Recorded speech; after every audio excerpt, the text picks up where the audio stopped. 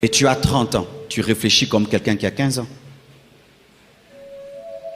Tu as 30 ans, d'ailleurs, tout ce qui est réflexion, tu n'aimes pas.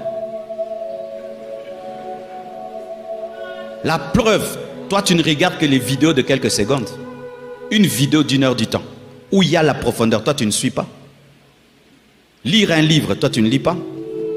Mais tu as 30 ans, tu aimes que des blagues, et des blagues, et des blagues. Tu vas nourrir tes enfants avec les blagues. Tu vas éduquer tes enfants avec les blagues. Tu vas diriger ce pays avec des blagues. Une nation des blagueurs. Tolobéléla, Tolobéléla. Et les païens peuvent être comme ça, pas nous les chrétiens. Nous devons démontrer par notre manière de réfléchir que nous avons le Saint-Esprit. De sorte même chez vous à la maison, on pose la question à tes parents qui t'éduquent. Le Saint-Esprit. Et réfléchissez. Est-ce que vous réfléchissez sur votre pays? Tu réfléchis sur ton avenir? Tu réfléchis sur l'église? Tu réfléchis sur ta destinée, sur ton potentiel, sur ta vie, sur ton devenir dans 5 ans, dans 10 ans? À l'âge de 21 ans, j'avais écrit: si, quand j'aurai 40 ans, je n'ai pas fait ça, ça et ça, j'ai échoué. J'ai écrit. À 40 ans, je suis allé lire. J'ai fait tout ce que j'avais écrit, que je devais faire à 40 ans. Et il y a des choses que je dois faire quand j'aurai 50 ans. Si j'ai 50 ans et je n'ai pas fait ça, j'ai échoué. J'ai échoué. D'ailleurs, moi, quand j'aurai 50 ans, j'irai en retraite. Je dois aller réfléchir. Un demi-siècle sur la terre, qu'est-ce que j'ai fait? Vous vous glorifiez de vos âges. Est-ce que ton âge équivaut à tes réalisations? Oh, je suis grand, respectez-moi, respectez-moi. On te respecte pour l'âge, mais pour tes réalisations, est-ce qu'on peut te respecter? Même un serpent, lorsqu'il marche sur la terre, il laisse des traces. Mais toi, sans traces. Tu vas mourir, c'est comme si tu n'as jamais vécu. Oh, est-ce que c'est faux? Tu as inventé un vélo, une moto, une aiguille, un peigne, papier hygiénique. Mais oui, non? Nous rions, mais c'est grave. Tu n'as même pas fait un papier hygiénique. Tu es passé sur cette terre. Tu n'as même pas fait une aiguille. Tu n'as même pas fait un livre, écrit un livre. Même un bic. Tu as fait un bic dans ta vie. Tu as créé quoi? Et tu es en train de créer quoi? Quand tu mourras, ce monde se souviendra de toi. Sur base de quoi? Réfléchissez-vous sur ça. C'est ce qui déclenche le réveil dans les cœurs d'un homme. Quand j'ai compris ça, j'ai dit à mes parents: je quitte votre maison. J'ai trop grandi. J'avais 24 ans. J'ai trouvé que j'étais trop grand pour habiter chez mon père et qu'il puisse me nourrir. J'ai dit: je dois quitter cette maison. Je dois commencer ma vie. Et si je veux commencer par terre, je vais dormir par terre. Et je dois commencer ma vie. Parce que j'ai réfléchi. J'étais l'aîné de la famille. Vous réfléchissez, mes frères. Vous savez, il y a une maladie. Aujourd'hui en Afrique, c'est quoi? C'est que quand tu veux réfléchir, du coup, tu t'arranges pour sortir de la réflexion. Pourquoi? Parce qu'elle te met face à ta vie. Nous nous droguons. Nous nous droguons des blagues et beaucoup d'informations sur Internet pour ne pas voir notre vie en face. Regarde ta vie en face. Qu'est-ce que tu es en train de réaliser? Regarde ta vie en face. Ce monde se souviendra de quoi? Sur base de quoi? De toi. Sur base de quoi? Ce pays se souviendra de toi. Sur base de quoi? Ta famille se souviendra de toi. Sur base de quoi? Réfléchissez. Tu as 2 mains comme Bill Gates. Tu as 2 mains comme le pilote de l'air. Tu as 2 mains comme Elon Musk. Tu as des pieds comme Lionel Messi. Tu as une bouche comme Paul, comme Pierre, comme Moïse, comme David. Tu as le Saint-Esprit comme Billy Graham, comme Reinhard Bonk, comme Osborne. Le même Saint-Esprit. Tu fais quoi? Tu fais quoi? jour après jour. Tu te réveilles et tu dors. Tu te réveilles et tu dors. Et tu ne remarques pas que ta vie ne change pas. Tu sais pourquoi ta vie ne change pas? Ton niveau de réflexion ne change pas.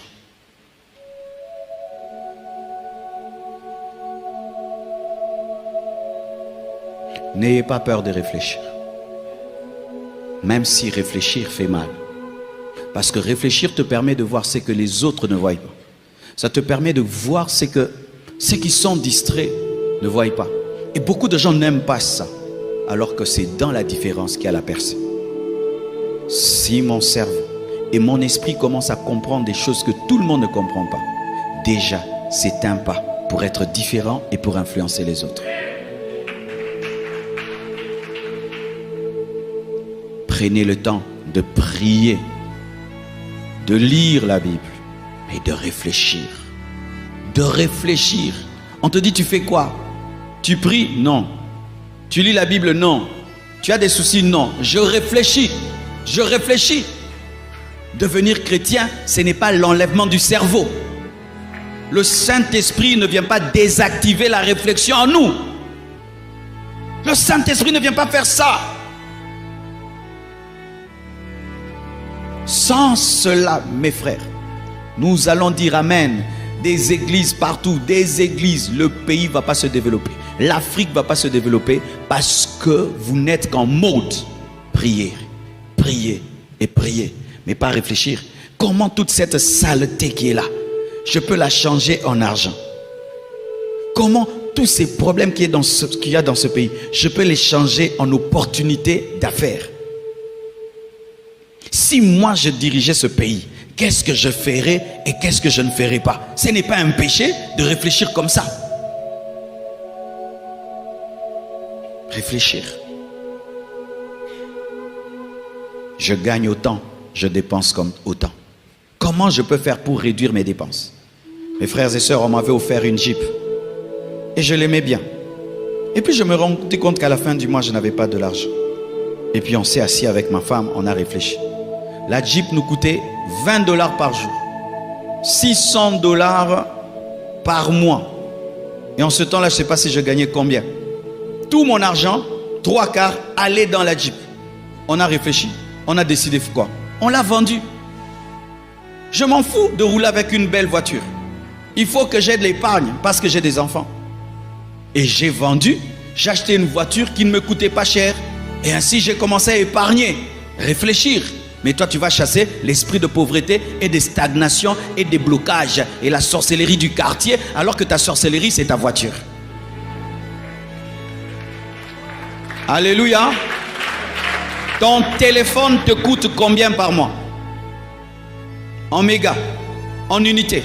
Tu gagnes combien et tu dépenses combien? Les mégas que tu dépenses, ils t'ont fait entrer l'argent, tu ne réfléchis pas. Méga, méga, méga. Mais l'argent de méga, commence une boutique. Commence une boutique, vend du pain au lieu d'être tout le temps sur internet pour rien. Réfléchir, réfléchir entre une chaussure de 100 $ et des chaussures de 100 $ avec mon niveau de vie. Qu'est-ce que je dois acheter? J'achète des chaussures de 10 $, j'investis les 90 $ et j'achèterai demain des chaussures même de 300 $ que de paraître riche alors que tu es pauvre. Réfléchir. Mes frères et sœurs, si vous ne faites pas ainsi, lorsque j'ai eu mes premiers 1000 $ de ma vie, mes premiers 1000 $ à moi-même qu'on m'a donné, j'ai quitté mes parents. Mais il y a des jeunes ici, vous avez des 1000 $, vous êtes toujours chez vos parents. Moi, quand j'ai eu mes premiers 1000 $, tu vois, je me suis préparé toute ma vie à quitter mes parents. Quand j'ai eu la passe, j'ai marqué, je suis sorti. Jusqu'à aujourd'hui, je ne suis jamais rentré. Mais toi, chez vous, 1000 $, 2000 $, 1000 $, 2000 $, et tu es toujours là en train de tourner dans la cuisine de tes parents. Certains, l'argent que tu as eu, ils ont déjà une maison. Mais toi, l'argent que tu as eu, tu as fait des fêtes. Parce que tu ne réfléchis pas. Un jour, un homme de Dieu est venu ici. C'est quand j'ai acheté ma première parcelle. Il a dit, le pasteur Marcel est trop fatigué, il a trop prêché. Nous allons l'envoyer en vacances. L'église, par prix de compassion, m'a donné 8000 $. J'ai dit, Blanche, allez en vacances, 8000. Est-ce que tout le monde a en haut? On est allé à Maluku là-bas. On a acheté 4 parcelles de $2000, $2000. Il y a de cela 20 ans ou je ne sais pas combien, 15 ans ou 16 ans, j'ai oublié même. Mais aujourd'hui, ces parcelles-là coûtent combien? Fois 10. Mais toi, tu serais allé à Dubaï et tu allais nous envoyer des photos pour qu'on soit jaloux de toi. Maintenant, être jaloux de toi, ça te donne l'argent. On est maintenant jaloux de toi. Après, tu as l'argent quand on est jaloux de toi. Parce que maintenant, nous vivons pour rendre les gens jaloux. En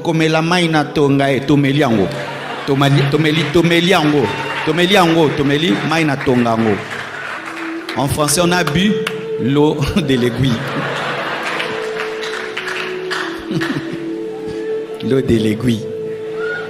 Il y a des choses qui ne se disent qu'en français, qu'en lingala.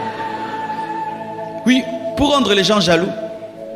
Alors que c'est l'opportunité pour que tu commences ta boutique. Il y a un homme qui est venu dans ce pays avec $20. Aujourd'hui, c'est un millionnaire. Hein? Pendant que toi, tu joues avec l'argent. Lui, il épargne. Il boit du lait et du pain. Seulement, il épargne. Et puis, devient un grand homme. Oh, il a la sorcellerie. Il est plus intelligent que toi. La plupart des grands qui sont en train de monter aujourd'hui aux États-Unis, quand tu étudies leur histoire, presque tous ont commencé leur entreprise en dormant par terre dans le bureau, en train de réfléchir, que ce soit Microsoft, que ce soit Facebook, que ce soit Google, des jeunes qui bossaient la nuit, qui réfléchissaient. Mais non, on ne réfléchit pas. Les Africains ne réfléchissent pas. On ne réfléchit pas. On aime causer. On se retrouve, on cause au part. Et puis on a faim. Mais oui. Mais vraiment, j'aimerais vous poser la question. Est-ce que vous vous rencontrez pour réfléchir? Ou tu te dis, toi tu gagnes combien par mois? 1000. Moi 2000. Est-ce qu'on ne peut pas faire une entreprise? Vous pensez, vous ne causez pas de telles causeries, vous ne proposez pas. Le pasteur Marcelo et tel pasteur et tel pasteur. Après, vous avez faim. Mais oui. Pourquoi vous ne pouvez pas vous asseoir, réfléchir pour faire des entreprises? Pourquoi vous ne pouvez pas vous asseoir, réfléchir pour développer votre pays? Pourquoi vous ne pouvez pas avoir des conversations qui vous donnent des mots de tête, pas de soucis, mais d'intelligence? On se rassemble pour être bêtes, au lieu pour être intelligent. Et nous aimons bien ces amis-là qui viennent nous distraire. Quand il vient là,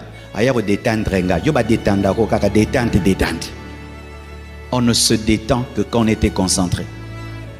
Mais si toi tu te détends, même sans concentration, tu es distrait. Je suis en train de vous dire ce que moi je fais dans ma vie. Je suis en train de vous dire ce que je fais dans ma vie. Car si, frère, tu ne maximises pas le cerveau que Dieu t'a donné, alors tu as une boîte vide. Si tu ne maximises pas ce qui est là-dedans, alors toi tu n'as qu'un visage. Là-bas, rien ne marche. Qu'on te prenne ça qu'on nous donne. Mais oui. Quelle est la dernière fois, mon frère, que tu as vraiment réfléchi et tu as senti que ton cerveau a travaillé?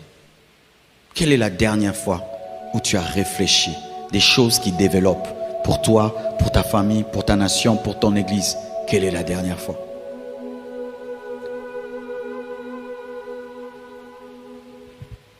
Néhémie a réfléchi. Cinquièmement, Néhémie 2, verset 12. Après quoi, je me levai pendant la nuit avec quelques hommes, sans avoir dit à personne ce que mon Dieu m'avait mis au cœur de faire pour Jérusalem. Il n'y avait avec moi d'autres bêtes de somme que ma propre monture. Néhémie 2,15. Je montais de nuit par le torrent et je considérais encore la muraille. Puis je rentrai par la porte de la vallée et je fus ainsi de retour. Remarquez ceci, au verset 12, on dit la nuit. Au verset 15, on dit la nuit. Néhémie travaillait des fois la nuit. Un grand leader des fois. Et souvent, il travaille la nuit. Presque tous les hommes influents travaillent la nuit. Pourquoi? Parce que la nuit tout le monde est calme. Il n'y a pas d'embouteillage. Il n'y a pas de dérangement. Il n'y a pas de bruit. Et il y a la totale concentration. Prenez l'habitude, des fois, mes frères, pendant que tout le monde dort, de sortir de votre chambre, de sortir de votre lit pour aller travailler. Beaucoup de grandes révélations s'obtiennent la nuit. Beaucoup de grandes révélations s'obtiennent la nuit. Parce que ceux qui te dérangent dorment. Le commun de mortels dort. Regardez même dans cette ville. Nous avons des embouteillages, n'est-ce pas? Mais quand on commence à aller vers 21h, 22h, 23h, il y a toujours des embouteillages. Si vous ne savez pas, mes frères, même dans ce pays, il y a 2 Kinshasa. Vous savez qu'il y a des gens dans ce pays, pendant que je prêche là, ils dorment. Ils dorment. Quand on arrive à 23h, ils sortent. Parce que là, il peut faire 4 courses. Parce que, frère, en matière d'argent, si tu ne peux faire qu'une course par jour, comment tu vas être riche? Tu quittes ta maison à 7h, tu arrives à 18h. Quand tu rentres, tu es KO. Mais si tu as besoin de rencontrer 4 personnes, comment tu vas faire? Vous allez vous fixer des rendez-vous la nuit. Quand tout le monde dort, quand les hommes normaux dorment et se réveillent, il peut faire 20 minutes, il quitte sa maison, il va en ville, il traite un dossier, il quitte là, il traite un dossier. Essaie un jour de te réveiller la nuit et de rouler. Il y a des voitures qui sortent que tu n'as jamais vues.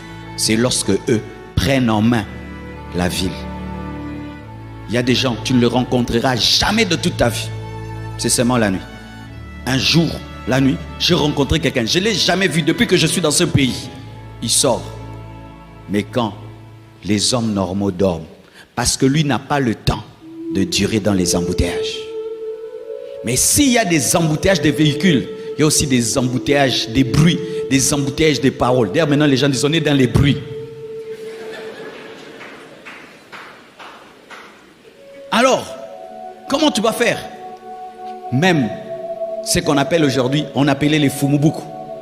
Ce sont ces jeunes très intelligents avec lesquels on étudiait. La plupart étudiaient quand?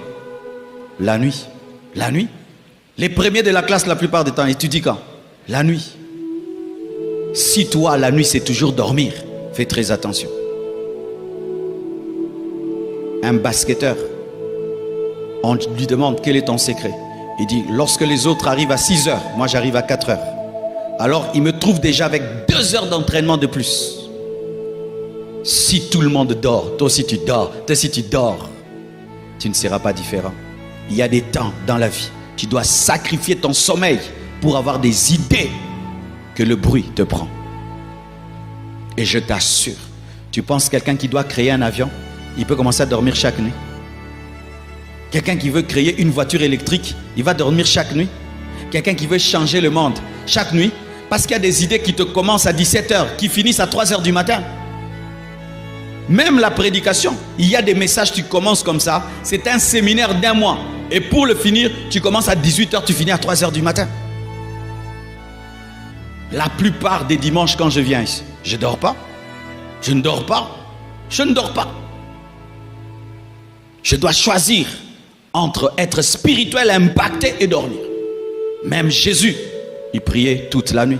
Il travaillait la nuit. Surtout vous, qui êtes dans des maisons petites, 2 chambres, mais 20 personnes. Je te donne une stratégie. Quand ces 20 personnes dorment, toi réveille-toi. Prends possession de la maison pour travailler, pour lire, pour étudier, pour écrire, pour faire des choses sans qu'on te distraie. Surtout lorsque tu es entouré de personnes qui veulent ton échec. Apprends à travailler lorsque ces personnes dorment. C'est pourquoi même certains qui construisent dans ce pays, ils construisent quand? La nuit, pour qu'on ne puisse pas voler leur manière de travailler. Si toi, toutes les nuits tu dors, tu seras un petit leader. Les grands sacrifient des fois leur sommeil. Je dis des fois, pas toujours. Des fois leur sommeil, parce qu'il n'a pas fini de travailler. Ta vie ne doit pas être dirigée par la montre. Ta vie doit pas être dirigée par le soleil qui se couche et qui se lève. Ta vie doit être dirigée par le rêve et la vision. Un jour, on pose la question à une à une musicienne d'ailleurs, une musicienne, elle était en train de tourner un film. Elle a oublié même de dormir. Elle a oublié de dormir. Tellement qu'elle était accaparée par son rêve de faire un film, elle a oublié que dormir existe. Mais une païenne. Mais des fois nous dormons, tu n'as même pas travaillé. Tu es fatigué. Fatigué de fatigue. Fatigué de fatigue. C'est pourquoi tu as des cauchemars. Et un secret que je te donne. Si tu vas dormir et tu vois que le sommeil te fuit, pose-toi la question. Quel problème vous avez? Il se peut qu'il dise, j'étais trop dans ta vie. Maintenant je m'en vais. Tu dois travailler. Alléluia. Car des fois, quand tu manques de sommeil, la manière de dormir, c'est de travailler. Tu sors de ton lit et tu vas travailler, tu trouveras le sommeil. Maximisez vos nuits. Maximisez vos nuits. Il y a des livres que tu ne peux lire que la nuit. Parce que si tu commences à lire la journée, quelqu'un t'appelle, quelqu'un te cherche, tu déposes. Même la Bible, la plupart des gens qui ont fini leur Bible, la lisent quand? La nuit. La nuit.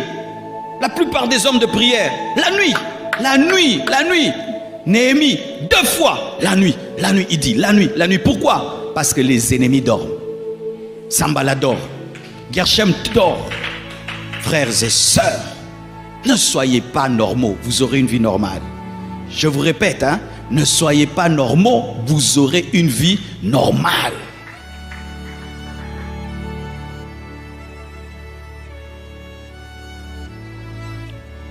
Septièmement, je crois qu'un homme est béni. Alléluia. Sixièmement, Néhémie 2, verset 17.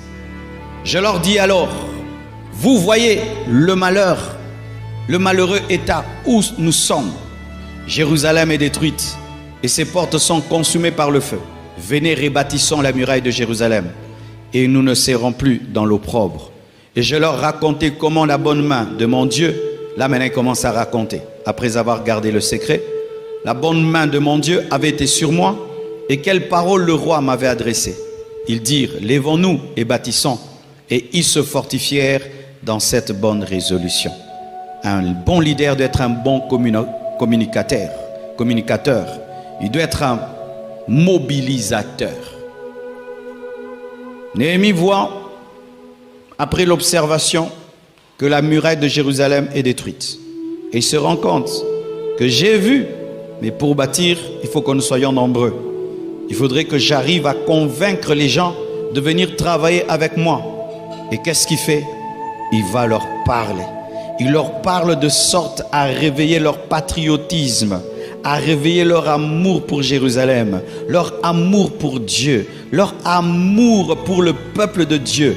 Et après qu'il ait écouté, ils disent, lèvons-nous et bâtissons. Un leader doit être un bon communicateur. Même pour diriger la chorale, si tu ne sais pas parler, tu vas dire que chacun porte l'uniforme. Tu n'as pas précisé l'uniforme. Celui-ci vient en rouge, en bleu. Mais tu dois dire chacun vient en uniforme noir, blanc. Et seront en noir, blanc. Alléluia. Apprends à parler si tu veux être un bon leader. Apprends à parler. Et si les gens souvent se plaignent de ta manière de parler, si ces personnes sont objectives, corrige. Alléluia. Corrige. Travaille l'art de parler. Travaille l'art de communiquer. Travaille l'art de mobiliser. Travaille l'art de donner aux gens l'envie de faire ce que Dieu t'a dit et ce que tu trouves bon. Travaille cela. Ne dis pas, celui qui veut, il fait. Et celui qui ne veut pas, laisse. Alléluia. Vous me donnerez raison. Vous me donnerez raison. Un leader ne parle pas comme ça. J'entends des mamans qui disent ça. Toi, ma fille, quand tu souffriras, tu penseras à moi. Parle-moi pour que je me corrige, en fait, que je ne souffre pas. Alléluia. Apprends à parler. Apprends à communiquer. Même dans notre pays, nos dirigeants, parlez-nous. Parlez au peuple. Ce pays, c'est un grand pays. Mais il faut le réveiller en parlant. En réveillant le patriotisme, l'amour du pays, la fierté il faut qu'on nous parle, qu'on sente qu'on est fier d'être Congolais, qu'on est fier d'être Africain, qu'on est fier d'être Congolais. Il faut qu'on nous parle. Parce que même la belle femme, des fois, doute qu'elle est belle. Il faut lui dire, tu es belle, tu es belle, tu es belle. Ah, c'est vrai, je suis belle, tu vas changer de démarche. Pourquoi? Même si elle est belle, elle doute. Et un pays aussi, des fois, peut douter qu'il est grand. Alléluia. Tu vas ailleurs, il vous dépasse. Tu vas ailleurs, il vous dépasse. Tu vas ailleurs, il vous dépasse. Et puis tu commences à dire, ah, RDC, Lokamakasi Kaka. Alléluia. Il faut qu'on te dise. Il faut qu'on te le dise. Il faut qu'on te le dise. Alléluia. Tu es pasteur, tu dois apprendre à parler, à canaliser les gens. Tu veux que les gens viennent à la prière du mercredi. Apprends à leur parler. Nous allons venir à la prière du mercredi. Mais si vous ne venez pas, Dieu est là. Même s'il y a 2 ou 3 sont rassemblés, Jésus est là. Ah, pasteur. Nous allons venir mercredi. Car la présence de Dieu sera là. Et si tu viens, Dieu va changer ta vie. Je suis convaincu. Donne-moi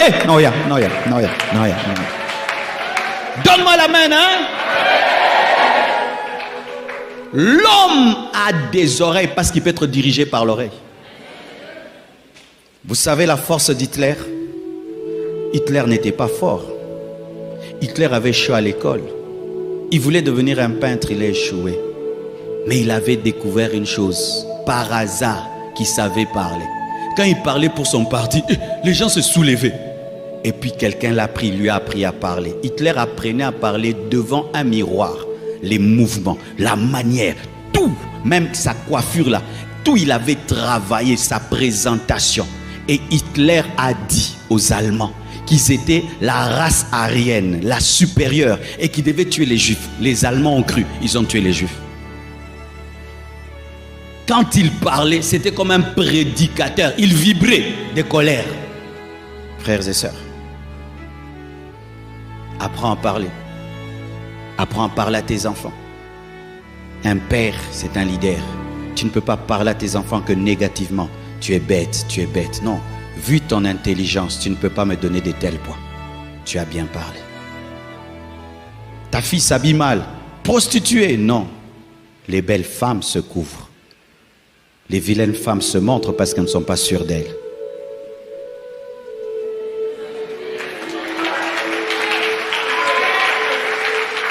Du coup, tu l'élèves et puis elle change de vêtements.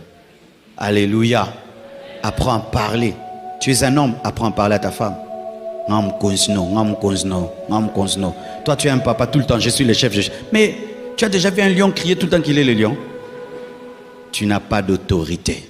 Un homme qui crie tout le temps, c'est moi qui paye cette maison, c'est moi qui vous nourris. On sait que tu nous nourris. Même nos ventres savent que tu nous nourris. Mais si tu rappelles tout le temps que tu nous nourris, tu es un petit homme. Amen, maman.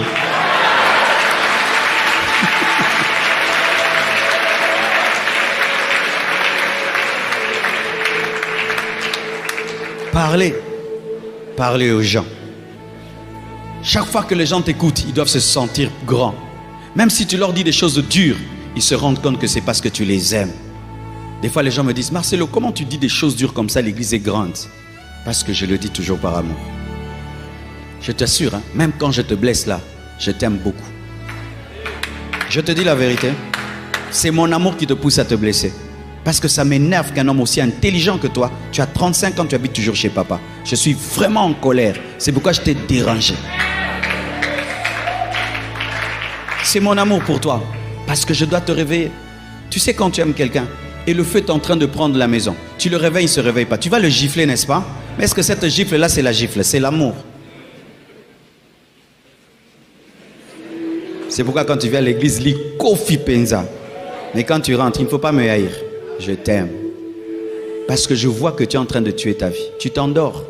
Tu vas devenir le mendiant de tes amis.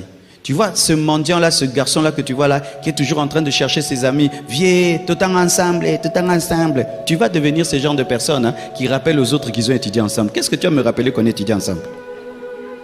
Et surtout en maternelle en plus. Tu veux devenir ce genre de personnes qui rappellent aux autres qu'on étudie en primaire ensemble, en maternelle ensemble. Et il a oublié même ton nom et ton visage et tu dois ramener la photo passeport. Tu veux devenir ça? Non. Dis non. Dis je réussirai. Et je commence maintenant